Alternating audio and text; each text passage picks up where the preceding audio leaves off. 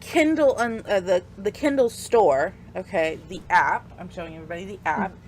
I am listening to a thing, but the app says there are 830 pages. Yeah. My Kindle said it was 954. Okay. What?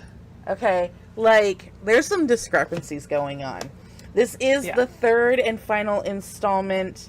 Apparently there is a teaser for a ghost book, which I don't know what the hell that means, other than maybe it's like a court of frost and starlight kind of thing.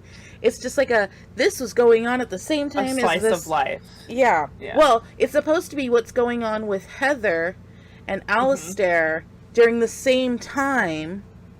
Of this book, probably, or maybe of this book. Of this book. Okay. I'm excited for that, to be honest. So, I'm done. I'm done after this book. I'm not even kidding. I'm done.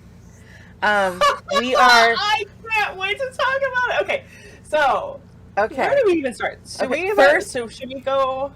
Yes. We're not going to give spoilers. It's still too fucking soon, and that's just not what we do for the book of the month. But, guys, I don't know what I was expecting. You can jump in on this whenever you want, because I'm sure our feelings are pretty much the same. Okay, you finished the first 2 books in the span of a weekend. That says something. Okay. Oh yeah. And those books I think were equal to this one. Oh, I think less, because I think the first one's around 230, and I think the second one's like 3 something. Okay, so maybe not a little less, but half. Okay. About half. You started with the audiobook? I started with the audiobook because I was like, oh dear, I need to get this going. Plus, it helps with my schedule to have things play in the background while I get my stuff done. So it started with that, but I had a very hard time through the first act. It was excruciatingly long. So, guys, be prepared if you're going to jump into this one, if you haven't already. There is so much that does not need to be in this book. I feel like I've only ever said this one other time, and that was for Sugar Rush, which was last year. I think that was last year. Yeah. So I personally don't mind all the fluff. It's just so much of it. It's a lot. I know there's a lot of trauma that needs to be processed through all the characters. They essentially just lost in the previous book. So that needs to be resolved between the different dynamics of the different relationships. But it's just kind of a long, exhausting slog. It's not even that it's a slog. No, it is a slog. You're right. It's a total fucking slog. I'm not even gonna censor my cursing this time, because I had such high hopes for this one, and it delivered on some of those hopes, but those hopes were then buried under, and I'm not even gonna call it fluff, okay? There was unnecessary fucking. There's so much fucking. There was unnecessary fucking that lasted chapters. And in the span of the story, it's moments. Yeah. So moments. There is a scene, I want to say either in Act 2 or in Act 3. It might have been Act 3. One scene lasted, I think, 5 chapters, I want to say. Yeah. It was, which is like, okay, but there is, I understand it's difficult to tell a suspenseful story, because things are on the line here. Lives are on the line. This is the apex of the book, or supposedly. Yeah. So you are having these giant emotional moments between the rival factions and Bristlebrook, and then also at the same time you're having just chapters and chapters of fucking. Yeah. And it's you like have full to... out porn. It is. Well, actually, I mean, no. is... No, it's not porn, because there's too much of this. Oh my god, I can't believe I love him. Oh my god, this is perfect. There's a lot of it. I'm just like, okay, this is one of the reasons I hate first person so much, and I know we've discussed this in so many books already, but the first person perspective needs to fucking end. It is ruining writers, it is ruining stories, and it did not help this story at all, because all we get from Eden is, oh, I can't believe I'm with them. Oh, I'm feeling so much guilt. I swear I read the same sentence probably 5 times in every single chapter between all of the characters. This immense guilt. I can't believe I want them. I can't believe this is my life. I can't believe we're in this situation. And honestly, I'm going to just... I know I cut you off, and I am so sorry. I know you have a point. That's okay. You're trying to get your points in. But I found myself even halfway through the book going, where is the fucking story going? Because that's what I was thinking. Chapters of spans where we're like, there's this thing going to happen to Bristlebrook. Alistar straight up said that I am not holding back, and yet nothing is happening. This is okay. That's one of the biggest gripe I have with the book. I thought not a lot happened until the end.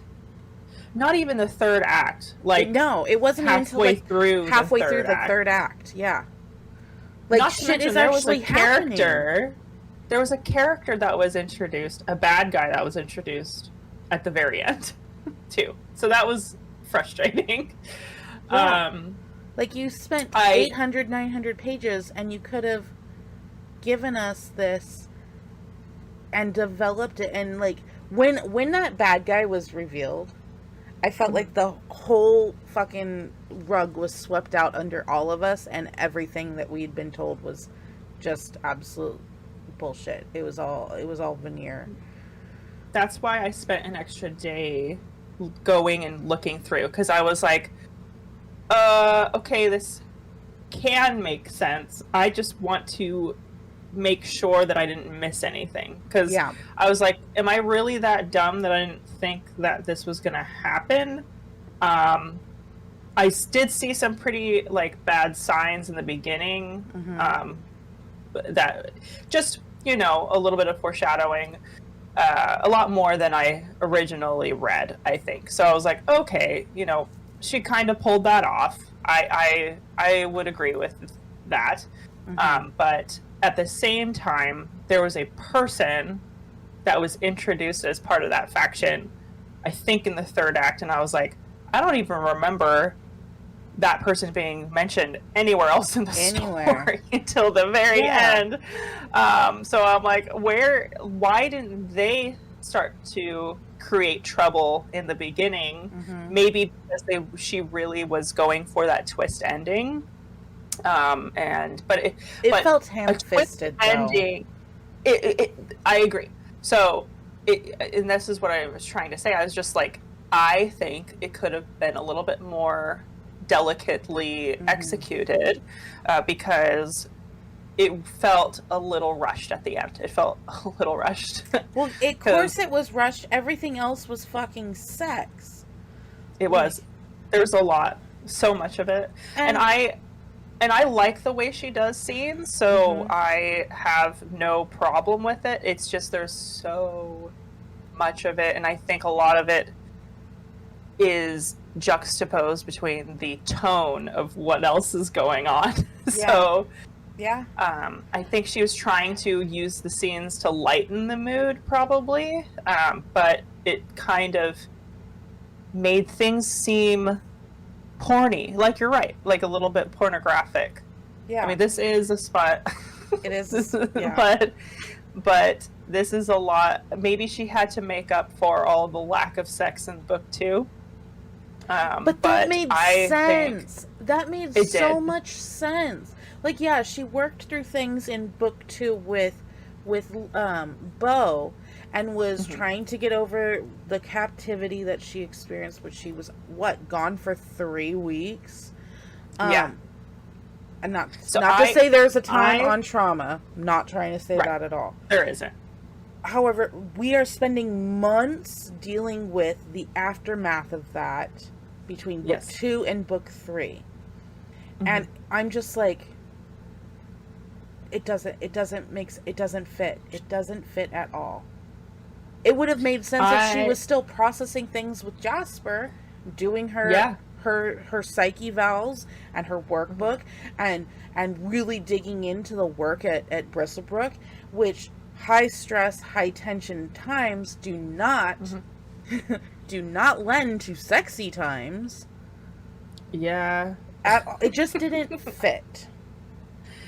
I think there were I think what was happening was 2 different stories. I feel like I had the thought when we finally finished this, I'm like, damn, this would have been a good story without all the sex. Like, isn't that just sad? I love it. I don't hate this book. I adore the previous 2 installations. I love the second book. I just wished and hoped that it was going to conclude very similarly to the second book.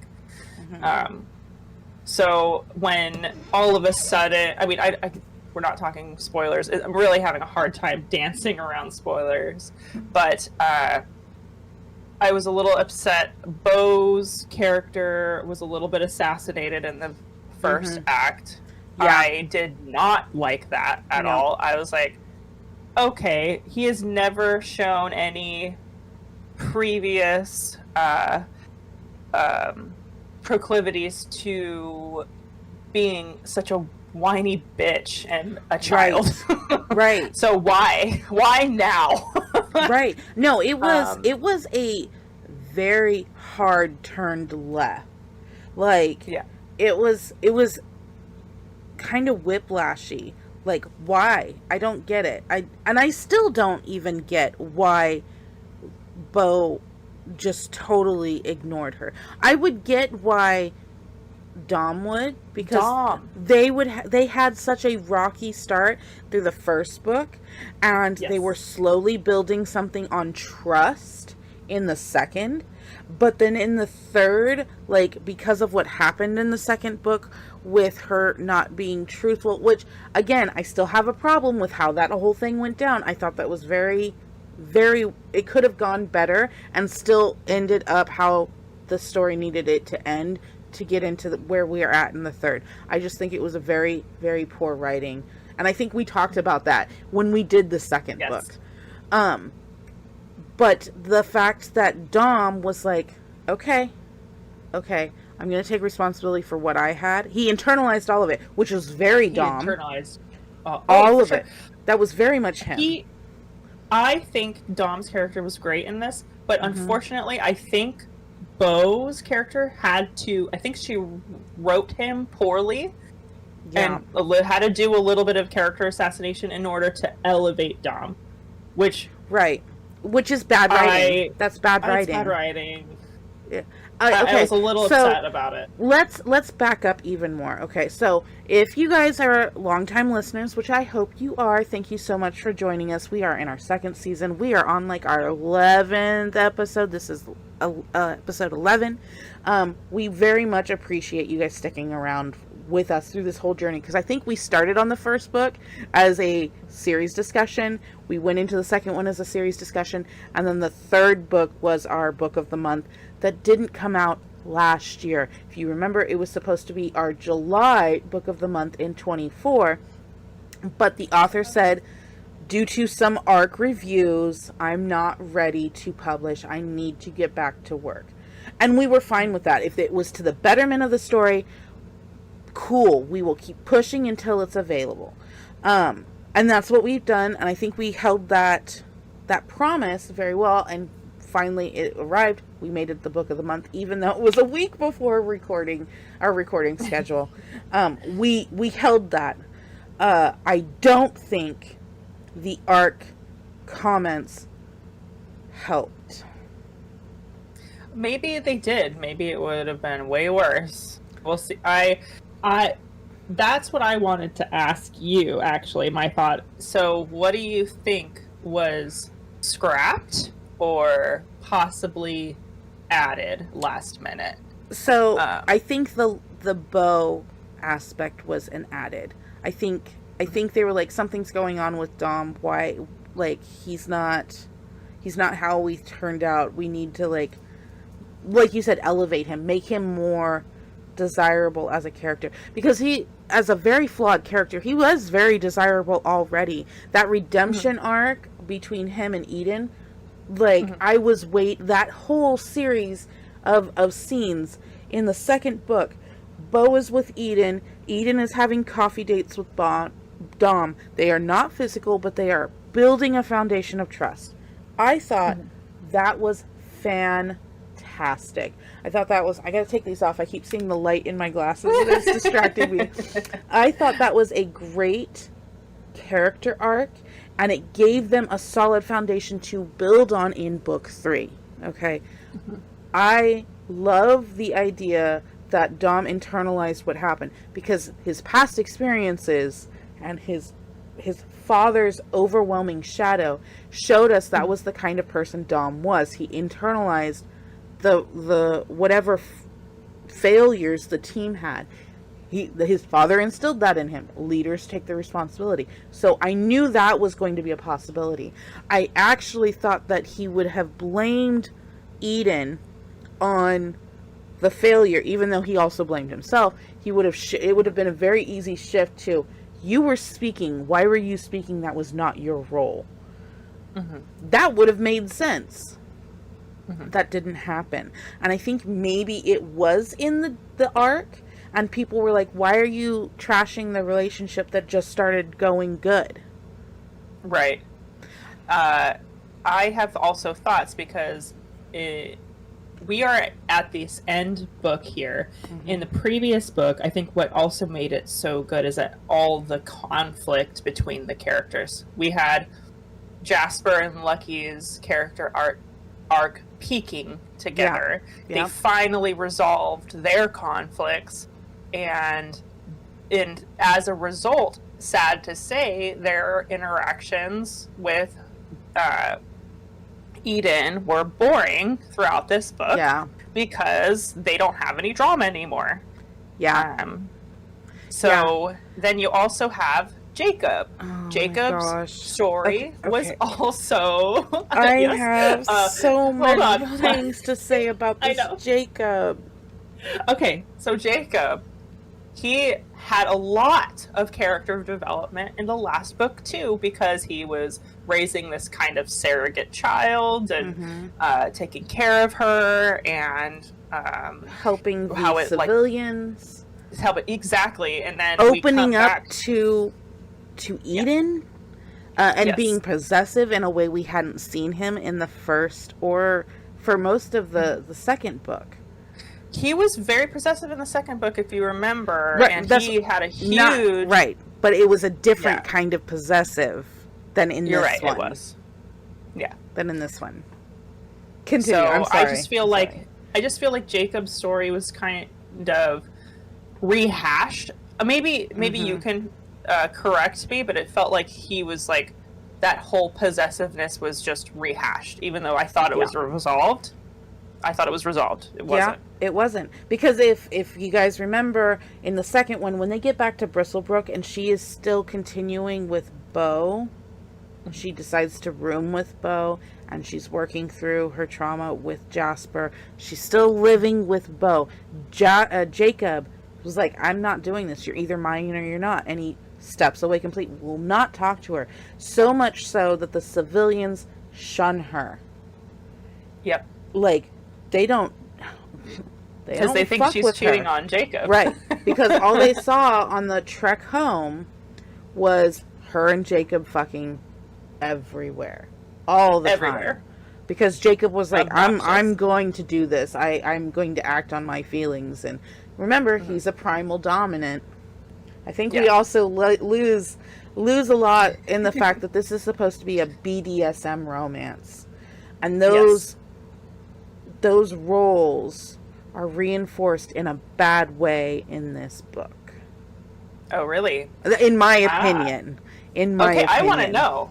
So what things did you not agree with? Because you're a little bit more familiar with the lifestyle than me. So I just... So the consensual non-consent is a very touchy subject for a lot of people. And I don't think it was appropriate for... remember, it's only been a couple of weeks, 2 weeks, since they got back from, or no, yeah, it's a journey to, it's a week journey to cyanide. It's a week journey back. So it's been 2 weeks since Jaykob saw her. Okay. She was dealing with the abduction and capture for most of the second half of book 2. When her and Bo are doing their scenes, there is no consensual non-consent. CFC. Yeah, there's none of that going on because it's a trigger for her. So what? Oh, it's a huge trigger. Right. They don't do any of that. He's playing doctor instead because he likes his role play. And they're working through things with Jasper as well. So it's not just like BDSM for the sake of BDSM, but they're working through things. Yes. Which I will say is that this is not a tool that anybody should just go, I'm going to try this to work through my trauma. Don't do that. It can help. This is not the proper tool to go to immediately for trauma. Seek therapy. There is, everybody should know there are numbers that we're going to put in the description of this podcast because it's going to be the trigger warning at the beginning of the episode. Seek therapy. This is a fantasy, guys. This is a fantasy. This is not something you should take as real life at all. Obviously, it's the end of the world. But she comes back from the failure at cyanide, and he immediately starts manhandling her, locking her in the bedroom, won't let her see anybody else. She already stated to him that this is going to be a group, a polycule, and he does not have the right to deny her time with the others. So what does he do? He denies... He doesn't take that very well. No. And in fact, he makes sure that the civilians, the 80 people that they brought into Bristlebrook, also help keep her isolated from the others. I thought that, wait, what part of her letter? Because she wrote him a letter. You need to be okay with this, or we're not doing anything. And somehow he took that as, I'm the man. I'm going to be... I thought this was quite the switch of personality in 2 weeks for him to be like, nope, I'm king. I'm king, by the way. I get it. Your name is King. All right. You have bad association with people, calling you king and still being like, you're king. Why are you so poor? And bullshit like that. Teasing and bullying is not not an option at all. We should not have that kind of bullshit going on in our world. I know it's there, but what in those 2 weeks were like, Jaykob, you're the king. Here's a throne for you. And obviously Eden is your queen. So sit her on your lap. Make sure she stays quiet. What?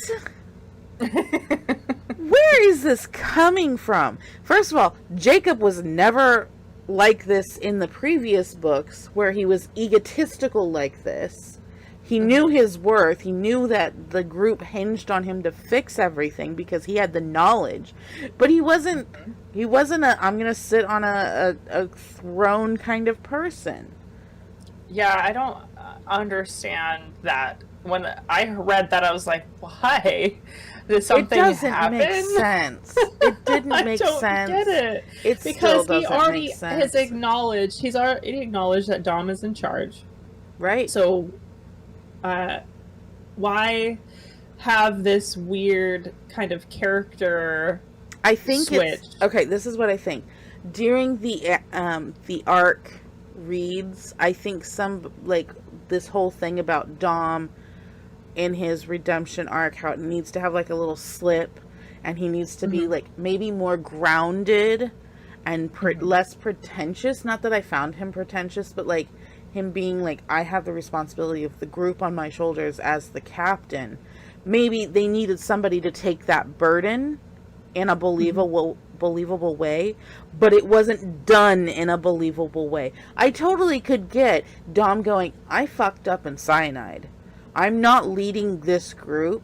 The civilians don't even answer to me anyways. They obviously look at Jaykob as someone with the knowledge and the rapport with them.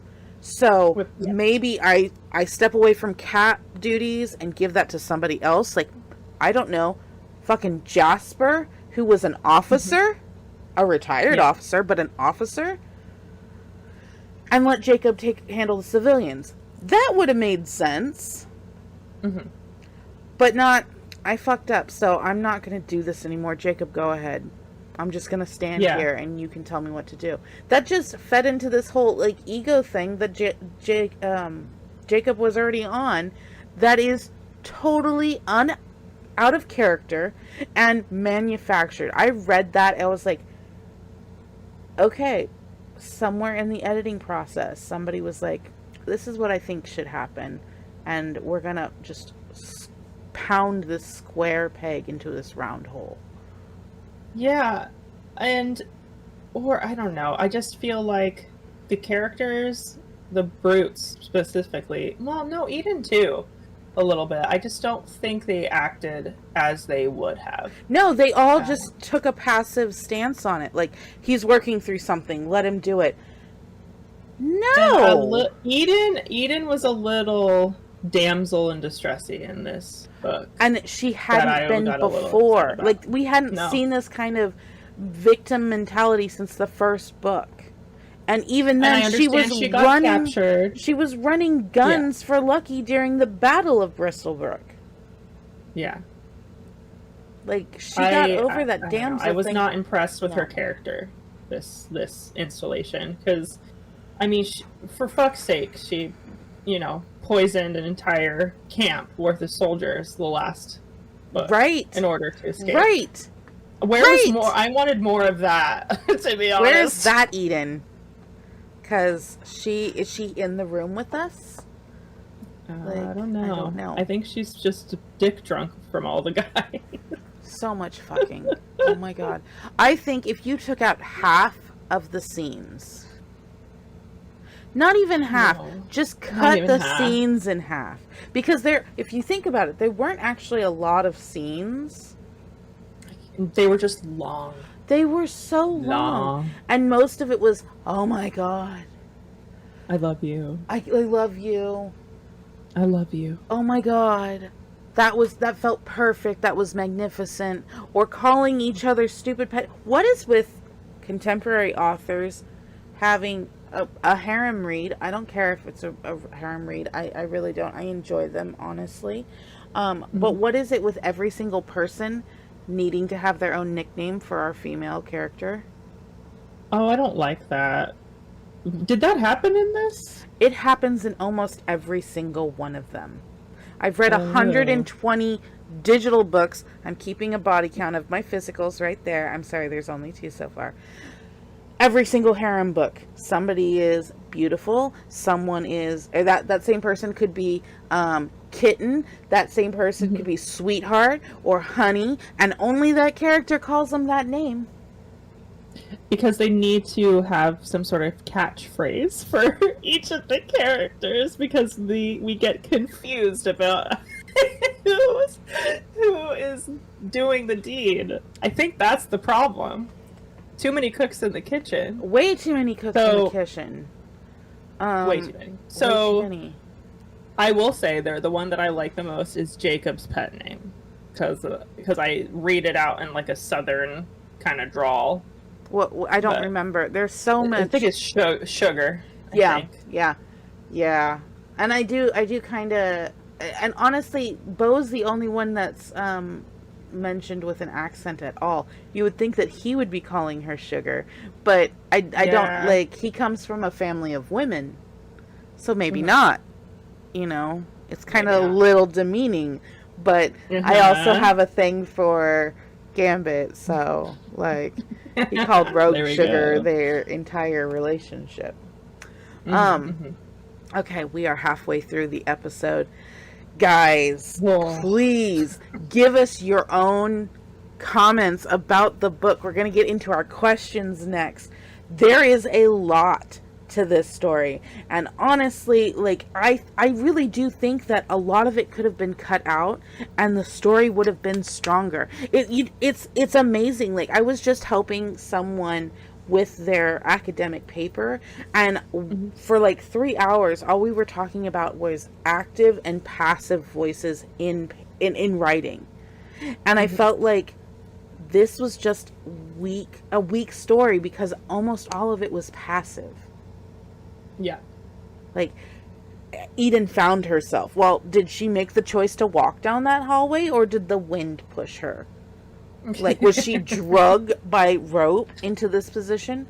No. She is an active participant in the action. She actively chose this. Make it active. Make it a stronger, punchier story. And cut out all of, like, the fluff. There was a lot of fluff. I think what would have made this a little bit more engaging is shorter scenes, more succinct scenes, and a lot. Maybe you don't have to beat my head over it with the foreshadowing, but maybe have a little bit more shit happening behind the scenes that we get little glimpses of from the beginning, maybe. Because I don't think any of that action started happening until the latter end of Act 2. And that's 600 pages in? That's being generous, too. Okay? Because, like, the Reapers show up very early. Yep. Very early. Within, like, 3 chapters. And, so... and when the recap, when Eden's putting it all together about what is happening, like, I remember those scenes where those things were said, but, like, it doesn't make any sense in the scene that they're in. Do you know why it doesn't make sense? Because you're still hearing it from their perspective, the internal perspective. Yeah. And you're still getting a lot of Eden's perspective. So that's right. That's true. If what happened truly happened, then why wouldn't we know about it? Right. If we were in Eden's head at the time, you know what I mean? Right. So that's why I was very confused. I was like, did I miss something? Yeah, there's a she point. Would be honest to herself, right? I'm very what? Right. Yeah, no, she would have. And another point, before we get into the questions, I got to bring them up again because the tablet went dark. There are points where we don't have the Brutes or Eden's perspective. We have entirely outside perspectives. And I don't mind switching points of view from characters. I really don't, especially if it adds to the story. But it only happens in the second to third act. I think it's actually the third act. It only happens twice, and it is like so inconsequential. Like, it's like a flashback in the other person's point of view. If this was all done in third person, we wouldn't need to have that disjointed thing going on. It could have happened in the moment. The tension still would have built. We still would have gotten an idea of what was going on. And it wouldn't have taken 900 pages, 800 pages to finish the fucking book. I am slightly angry about this. I'm not. I liked the book. I can see that. I liked the book, but I am angry about it. I can't believe I waited an extra year for not as much payoff as we expected. Right. It was such a letdown how this ended. Okay. I didn't hate the ending. I just wish the build-up was better. I didn't hate the ending. I just thought it was disappointing. And it's because there was no build-up. That's it. That's the problem. That was the problem. There was no build-up.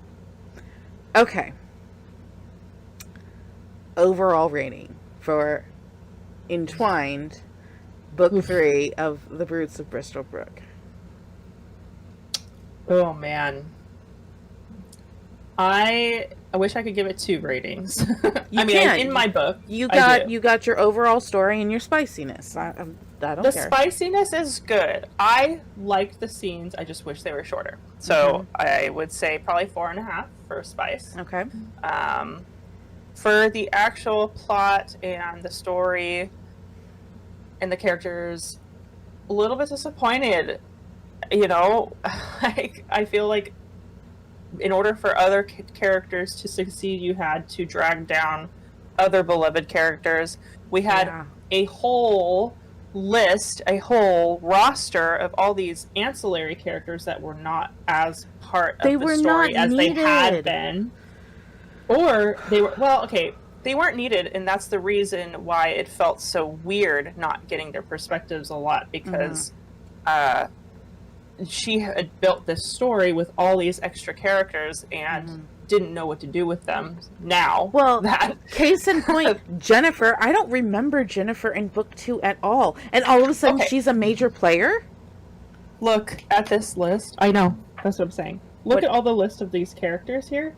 I have blanks for all these people that I don't remember. Like, who? I remember the grandmas. Why? Ida was one of the grandmas who was watching Casey. Ida and Ethel, right? Yeah. Were the grandmas. The lesbian grandmas. Who's Joe, Jada, Sarah, Mary Beth, Ava, Deanna.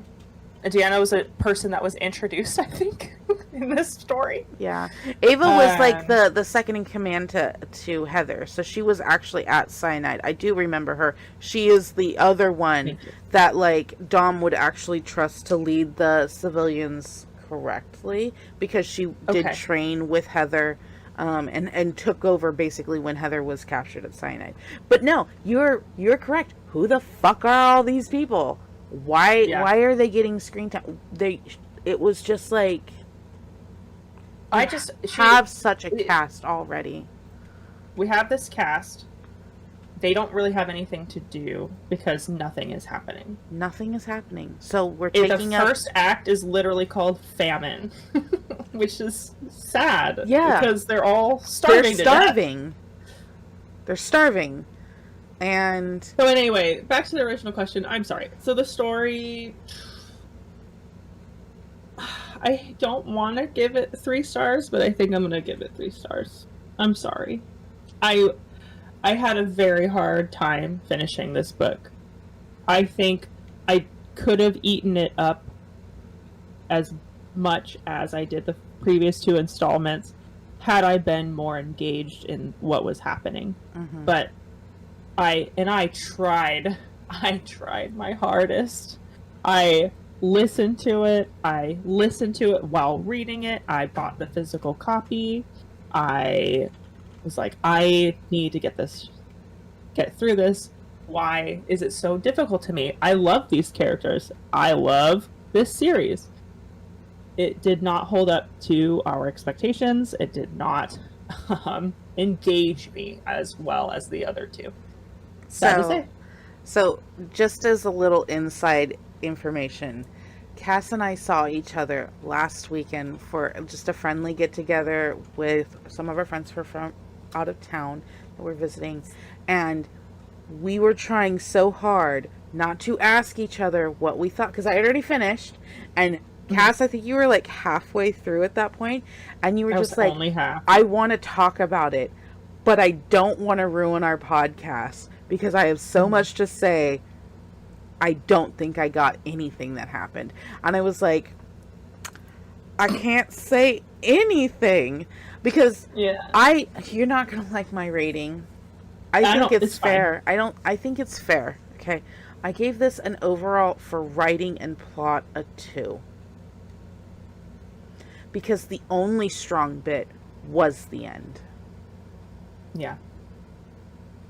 That's the only strong, the only part I was like quick trying to get through, like, because it was exciting, was the end.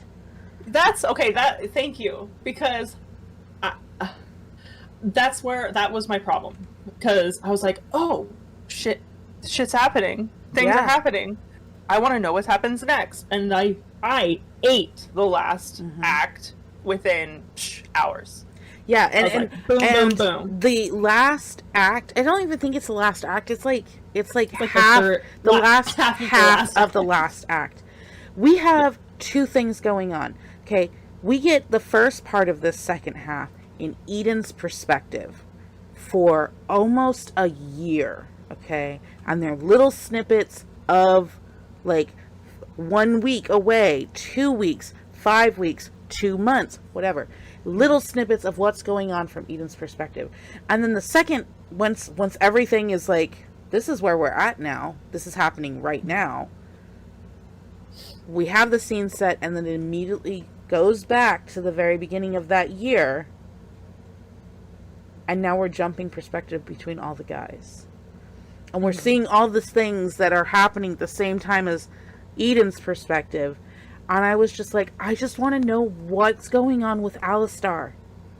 That's all I wanted to know. Like, what happened between Cyanide and where we're at now? Okay. You know what the problem is? Halfway through the book, that's all I wanted to know. Like, what is going through Alistar's brain? Because he is a Navy SEAL, and he has a tactical mind. He made some promises to Eden, and I don't think they were insincere.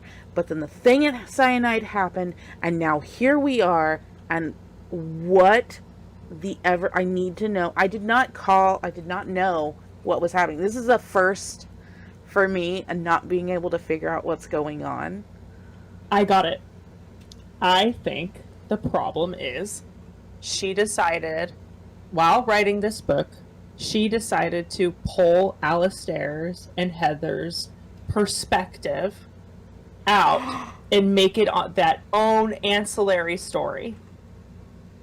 I think that's what happened, because that is what's missing in this story. That is the spice that is missing out of this story that would have flavored this whole thing and made it scrumptious. Oh my god. Oh my god, I didn't think about that. It just came to me. Oh my gosh. Wouldn't have that been so good? Everything. I think that would have made this I'm going to say it, I think it would have made this book bearable. If we cut half the scenes, not the scenes, the number of scenes, but the chapters of the scenes, cut out all these bullshit ancillary characters that have nothing to do with the story. They did not add a single thing. And added in the Alistar and the Heathers, and even, what's his nuts? Mateo. Not Mateo, the other Bentley. one. Bentley. Maybe Mateo too, actually, now that I think about it. Add those 4 back in so we could see what was going on at Cyanide. Yes. Not even I was like craving that the whole time. I was like, I cannot wait for the next installment, because I want to see what's going on in Alistair's brain. I want to see what's going on in Heather's brain. She didn't even need to like write like just laying out the plan. That would have benefited nobody. But just give glimpses of what's going on, of him mobilizing the sinners, or raiding the Reapers, or any of that. I just thought giving us been the setup for that fucking character, that bad guy at the end. We would have had him from the beginning. Yes, we would have had him from the beginning. We would have understood his perspective, and then also we would have seen the other side of the coin for the flip twist ending at the end. Yep. Okay, I don't know. Maybe that would have given too much away. No, I think it could have been done. She was a very strong writer in the first and second book. Something happened in the third that just... Maybe she wasn't confident enough. I don't know. But anyway, I don't know. Rebecca, Miss Quinn, if you are... I know I posted on your Instagram that we are going to be doing a review of your book. I hope you are listening, and I'm sorry that we have such honest and probably brutal review of this book, but we do hope you have a great career in writing. We did love your first 2 books. We liked the third one. It just was I don't hate it. We don't hate it. We liked it, but it needed some I do work. like it. So, okay, I think... So, I gave it a 2-star. I'm sorry. Not sorry, but I'm sorry. For the overall rating. The spice was... It was just too long. Like, there's a reason that porn is broken up into scenes, and basically you can fast forward chapters. Even if it's an hour and a half long, nobody watches the whole thing through. Why did you make us watch all of this or read all of this? It was not necessary. And at times it became tedious. So I think that is going to wrap up question 2, which were, if there are corrections, what would they be? Add in the ghost novel. Give us the perspectives of the 4 characters that would have actually made the story more enjoyable and made Cass want to read it nonstop. I want to reread it because I feel like I have gaps, but I'm like, that was exhausting. I don't want to do that again. Yeah. You know? Yeah. It makes me sad to say that. What I'm probably going to do is end up rereading the first 2 again. Yeah. So. I mean, I've read the first one. I read it 3 times by the time you and I think I'd read it. I read it multiple times. I don't remember how many times, but I loved it so much that by the time that you and I read it together for the series discussion, it was probably like my 3rd or 4th time reading it. It was so good, and it was so different.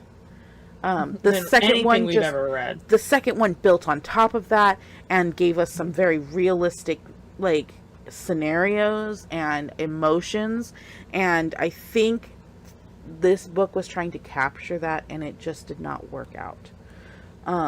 So let's go on to question 3. What's a major plot hole? I think we have identified quite a few, but of those, which one do you say is the major plot hole? I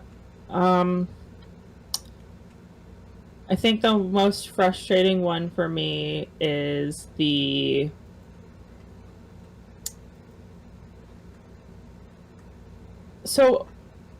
Reapers, were they introduced in the first 2 at all? Or did Jaykob suddenly, like, know them? I think they were talked about. Okay. I don't think... Because, like, they had an open communication, possibly, right. But I don't remember. I don't either. I think they were just kind of mentioned, like, because it was not far from Cyanide. They were like 3-hour march from Cyanide, which means they were incredibly close. And I think they were discussed in the first one as, like, you know, why would they raid us? They have a full working farm with livestock. I think it's talked about that Jaykob goes and gets the goats from them. I think he raided the goats from the Reapers. And then the second one, I think they are also mentioned in passing that, you know, they could have stopped off and maybe raided some food from the Reapers on their trek to rescue Eden or something. Right. But they're like a mention thing. We don't actually get to meet any of them. It is a bit weird that they are so close and then they're only in the 3rd novel. It's fine for the plot to conclude between Cyanide and Bristlebrook. You needed some sort of extra group. Yeah. A tiebreaker, as it were. Yeah. Yeah, in order to conclude Alistair's part of the story. Maybe there was a different way that could have been handled, but, I mean, nothing that obvious that comes to mind with me, but in order to have a twist plot, I think you needed that 3rd party. Anyway, plot hole. I don't like the fact that Bane was introduced at the end. No. I think that was... Why? Why didn't he show up earlier? Why wasn't he with Sam? Yes. Like, that's a good question. If he was such a major like figure in the Sinners, why wasn't he with Sam? Yeah. Why hasn't he been mentioned at all Ever. this entire time? Yeah. All right, number 4, our favorite one. Romance, smut, or erotica? Oh my god. I mean, it's smut.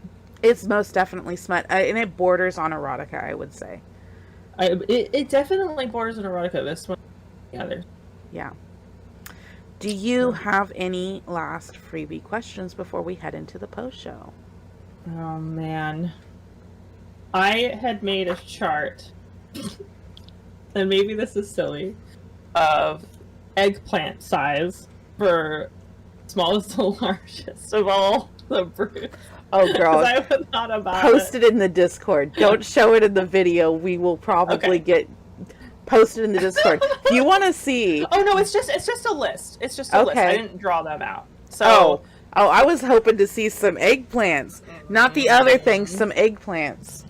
If you want details, I can provide you details. Yes. However,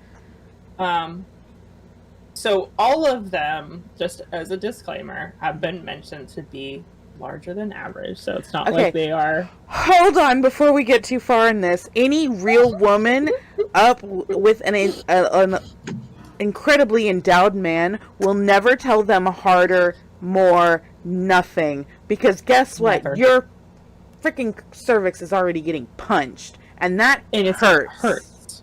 That hurts. It hurts bad. A lot. Busto. So, continue. That was my disclaimer. This is all a fantasy anyway. Yeah. But small to largest. Magic boxes that these things are going in. So, smallest to largest. So, who do you think is number 1 based off of descriptions? The smallest? What are we talking about, girth or length? Your interpretation. Okay, so my interpretation was that Lucky was less girthy than everyone, but possibly Jasper was actually the shortest.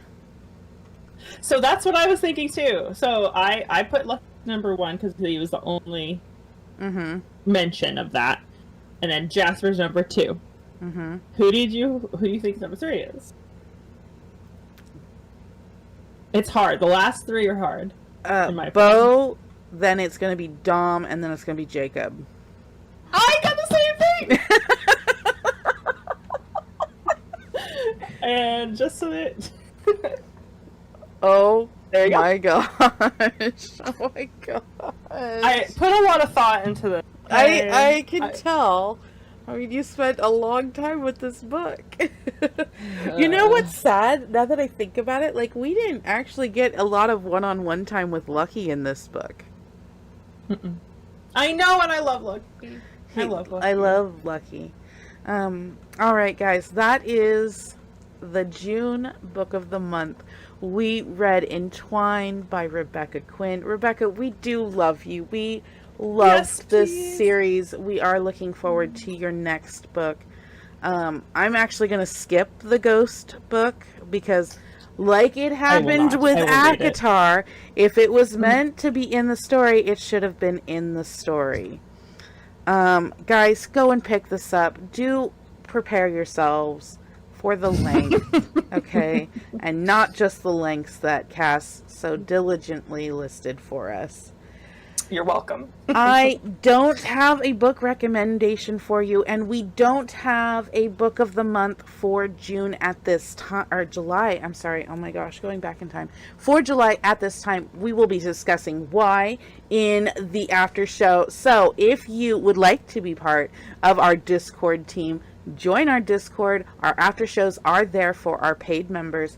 It's just $2-3 a month, okay? It's not a lot. It will actually help our channel for you to subscribe, like, share, and comment. And we do want to hear what you have to say about the Brutes of Bristlebrook, because this is a series that has gripped us for 2 years now, and we are so happy to have this last volume.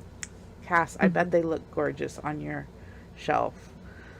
Me too. I'm so excited to add the final installation.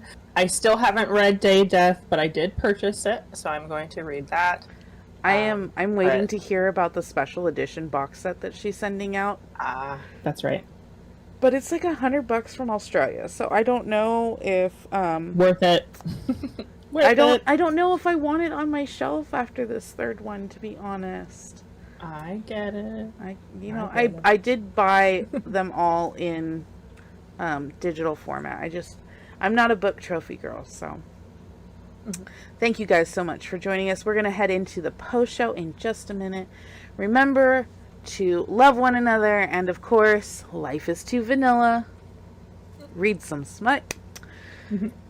Pretty Little Death is recorded by the Bestie and the Critic, edited by the Critic, graphics done by the Bestie. All opinions are original and in no way are paid by the author.